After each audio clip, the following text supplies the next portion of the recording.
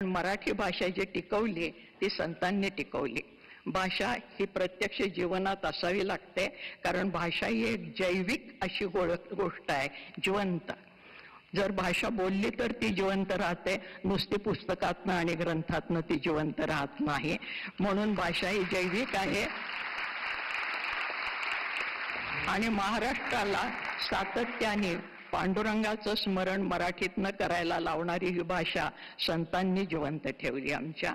आणि आमच्या या संतांच्या मध्ये मुद्दाम आवर्जून सांगते की मराठी साहित्याचा उगम कुठे झाला, अमुक साली शाळा निघाली आणि माणसं शिकायला लागली, हे आमचं आधुनिक पांडित्य झालं. ज्या दिवशी आईने पहिली ओवी आपल्या बाळाला म्हटली असेल त्या दिवशी मराठी भाषा जन्माला आली.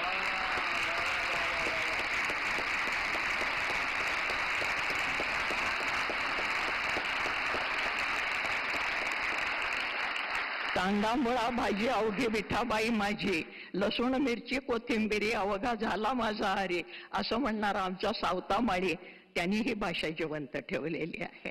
फार कशाला, जनाबाई मुक्ताबाई तर आपल्याला माहितीच आहेत की विठ्ठलाला आणि जनाबाई बरोबर दळायला लागला, कांडायला लागला, पाणी भरायला लागला.